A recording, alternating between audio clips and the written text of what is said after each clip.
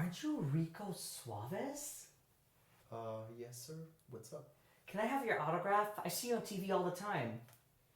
Sorry, buddy, but that's gonna be $1,000. But, like, your interviews say that you always willing to talk to the average Joe out there. Sir, I'm actually enjoying my cigar. We appreciate if you get off my face, okay? But you were told to be one of the nicest people. Like, it would really matter to me and, like, my 5 children. Listen, I'm not feeling comfortable signing something for you. And I say that because that's something called charisma, something that you clearly lack of. So get off my face now. Okay.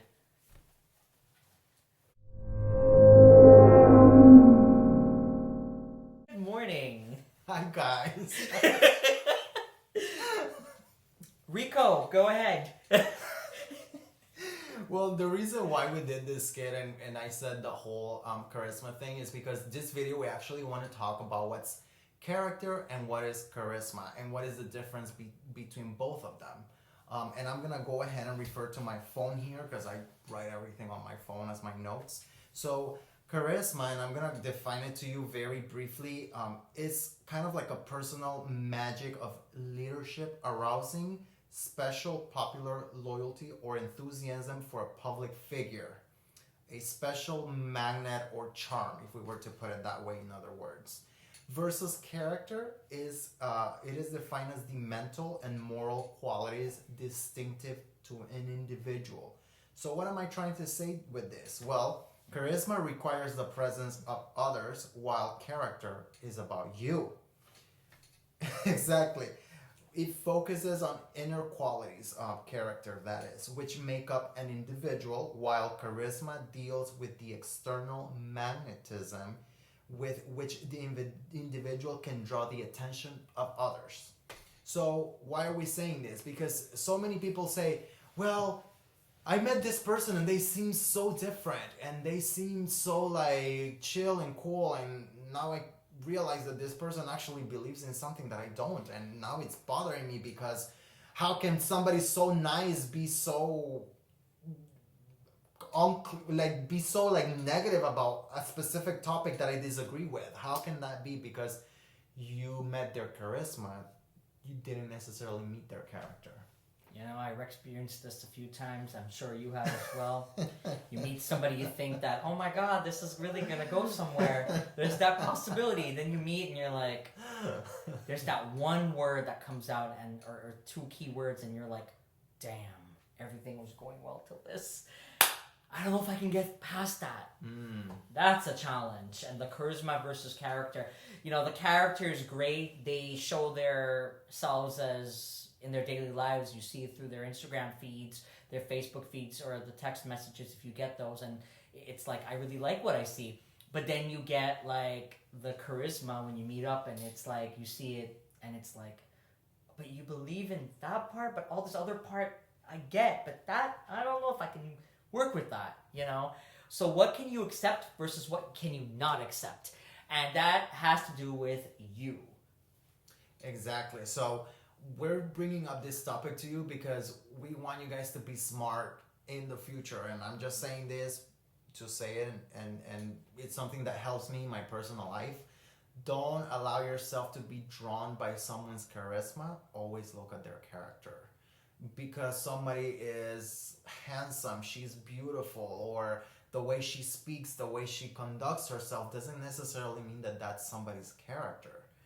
Somebody's character is there is going to be a point in time where that person, you know how they say that expression, this person show their true colors. In other words, or in other words, the true colors is their character. Exactly. So let me ask you a question. I'm actually curious. I'm sure they are as well. Have you ever met someone whose character you loved and the charisma, you meet them and you're like, oh, and then it's like, did you ever take them into the future and stay in contact with them? Or were you like, you just couldn't? I'll be very honest. I hardly stay in touch with people who have not shown me their character in my end. I don't care how well your charisma is. I apply it on a daily basis on my life. I don't let myself be drawn by charisma. Show me your color, show me your character. I stay in touch with people who have shown me their character, and they have constantly shown me through point in life and through time that their core beliefs never change despite their circumstances. Those are the kind of people I tend to stick around. Other people decide to hang around with charismatic people, and that's why we see them with one kind of friend today, or they jumped into a relationship today, and tomorrow they have a different boyfriend or a different girlfriend, and 2 months down the road they're in a different relationship because they're just following charisma and not sticking to a character. I mean, how many different pair of pants do you have to switch from one to the next?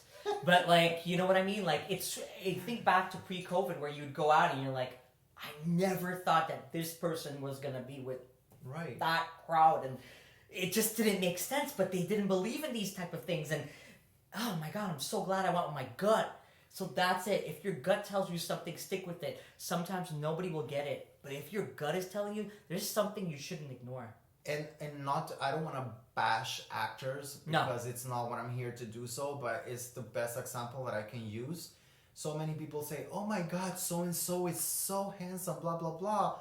And then on the tabloids, something different came out that this person, I don't know, like hit the wife or abused the cousin or something happened, and then you're so shocked. Well, guess what? Because you knew their charisma, you didn't know their character. But Marlene, also don't forget, don't believe everything you read and see, because what you see and what people post is not 100% of accuracy and reality. But I think that was what one of the 2020 lessons was for me.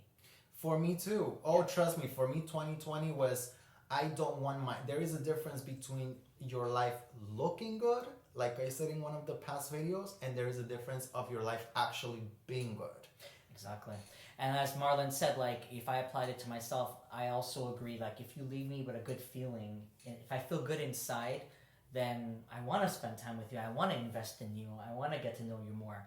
But if your actions don't reflect the reality, then no. And sometimes you're not aware of your actions. You're thinking like, but you say one thing, and you're like, but Alvin, you said you like to do this, or you want to do this, but why are you doing that?